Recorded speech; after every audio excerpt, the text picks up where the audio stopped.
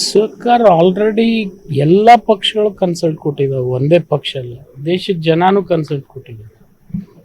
ಇದಾದರೆ ತಪ್ಪೇನಿದೆ? ಇದಾಗಲೇಬೇಕಲ್ಲ. ಇಂಥ ಕೋಕ್ ಬುದ್ಧಿ ಪಾಕಿಸ್ತಾನ ನಿಲ್ಲಿಸ್ಬೇಕಾದ್ರೆ ಅವ್ರಿಗೊಂದು ಪಾಠ ಕಲಿಸ್ಲೇಬೇಕು. ರಾಜ್ಯ ಸರ್ಕಾರದ ಎಲ್ಲರೂ ಇರ್ತೀವಿ, ರಾಜ್ಯ ಸರ್ಕಾರ ಕೇಂದ್ರ ಸರ್ಕಾರ ಅನ್ಬೇಡಿ, ದೇಶದ ಜನನೇ ಸರ್ಕಾರದ ಜೊತೆ ಇರ್ತದೆ. ಮನೆ ಬಿ ಪಾಟೀಲ್ ಅವರು ವಿಚಾರವಾಗಿ ನಾನು ಆಲ್ರೆಡಿ ಅದಕ್ಕೆ ಪ್ರತಿಕ್ರಿಯೆ ಕೊಟ್ಟಿದ್ದೀನಿ. ಏನು ಕೊಡ್ಬೇಕು ಅದಕ್ಕೆ ಹೇಳಿ? ಬೇರೆ ಕಾರ್ಯಕ್ರಮದಲ್ಲಿ ಏನಾಗಿತ್ತು? ನೋಡಿ, ಅವ್ರು ಎಲ್ಲೇ ಇದ್ರು ನಾನೇನು ಅದನ್ನ ಪ್ರಸ್ತಾಪೆ ಮಾಡಿಲ್ಲ. ಅಲ್ಲಿ ಆ ವೇದಿಕೆ ಮೇಲೆ ಪ್ರಸ್ತಾಪ ಮಾಡಿಲ್ಲ. ಅಲ್ಲಿ ಬೆಂಗಳೂರಿನಲ್ಲಿ ಅವ್ರು ಬರ್ಬೇಕಾಗಿ ಅವ್ರು ಇದ್ದಿದ್ದಿಲ್ಲ ಅವತ್ತಂತ ಇಷ್ಟು ಹೇಳಿದ್ದೀವಿ. ಏನು ತಪ್ಪದೆ? ಅವ್ರು ಇಲ್ಲಾರ್ದು ಖರೆ ಇದೆ.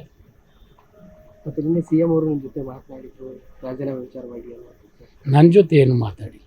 ಅದ್ರ ಬಗ್ಗೆ ಏನು ಪ್ರಸ್ತಾಪ ಇತ್ತು? ಯಾಕೆ ರಾಜೀನಾಮೆ ಕೊಡ್ತಾರೆ? ಇಲ್ಲ ಇಲ್ಲ ಇಲ್ಲ, ಅದು ನನ್ನ ಜೊತೆ ಅವ್ರು ಶುಗರ್ ಫ್ಯಾಕ್ಟ್ರಿ ಇಶ್ಯೂಸ್ ಇತ್ತು, ಅದರದ್ದು ಒಂದು ಮೀಟಿಂಗ್ ಇತ್ತು, ಆ ವಿಷಯ ಪ್ರಸ್ತಾಪ ಮಾಡಿದ್ದೇವೆ, ವಿನ ಬೇರೆ. ಈಗ ಸಿ ಎಂ ಸಿದ್ದರಾಮಯ್ಯ ಅವರು ಕೂಡ ಸರ್ ಮಹಾರಾಷ್ಟ್ರ ಸರ್ಕಾರಕ್ಕೆ ಪತ್ರ ಬರೆದಿದ್ದಾರೆ, ನೀರು ಬಿಡಬೇಕು ಅಂತ. ಸಾವಿರ ಬರ್ತಾ ಇಲ್ಲ ಅಂತ ರೈತರ ಪತ್ರ. ನೋಡಿ, ಪ್ರತಿ ವರ್ಷ ಅವ್ರು ನಮಗೆ ಬಿಡಬೇಕು, ನಾವು ಬೇರೆಯವ್ರಿಗೆ ಬಿಡಬೇಕು, ಇದು ಅನಿವಾರ್ಯ. ಯಾಕಂದರೆ ನೀರು ಅನ್ನೋದು ಎಲ್ಲರಿಗೂ ಅಷ್ಟೇ ಅವಶ್ಯ. ಅವರಲ್ಲಿ ಎಕ್ಸಸ್ ಇದ್ದರೆ ಅವ್ರು ಬಿಡಬೇಕು. ಪ್ರತಿ ವರ್ಷ ನಮಗೆ ಅವರು ನೀರು ದುಡ್ಡು ತೊಗೊಂಡಾದರೂ ಕೊಡ್ತಿದ್ರು, ಅಥವಾ ಒಂದು ಬಾಂಧವ್ಯದ ಮೇಲೂ ಕೊಡ್ತಿದ್ರು. ಅದು ನೋಡೋಣ ಏನಾಗ್ತದೆ. ಈ ಬಾರಿ ಪತ್ರ ಬರೆದ್ರು ಬಿಡ್ತಾ ಇಲ್ಲ. ನೋಡಿ, ನಂಬಲ್ಲಿ ಬಿಡಬೇಕನ್ನೋದು ಒಂದು ಸಾಮಾನ್ಯ ಪರಿಜ್ಞಾನ. ಅದು ಯಾರಿಗೆ ಈಗ ಬೇರೆ ರಾಜ್ಯದವ್ರಿಗೂ ಕುಡಿಯೋ ನೀರಿನ ಸಮಸ್ಯೆ ಉದ್ಭವ ಆದಾಗ ಬಿಡಬೇಕನ್ನೋದು ಒಂದು ಪರಿಜ್ಞಾನ. ಪ್ರಯತ್ನ ಮಾಡೋದು ಅದಕ್ಕೇನಿದೆ. ಈಗ ಯತ್ನಾಳ್ ಪತ್ರದ ವಿಚಾರ ಈಗ ಆಲ್ರೆಡಿ ನಾನು ಸ್ಪಷ್ಟೀಕರಣ ಕೊಟ್ಟಿದ್ದೀನಿ ಅದ್ರ ಬಗ್ಗೆ.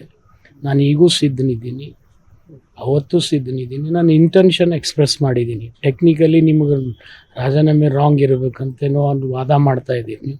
ಬ್ಲ್ಯಾಂಕ್ ನಿಮಗೆ ಸೈನ್ ಮಾಡಿ ಕೊಡ್ತೀನಿ, ನೀವು ತೊಗೊಂಡೋಗಿ ಕೊಟ್ಬಿಡಿ.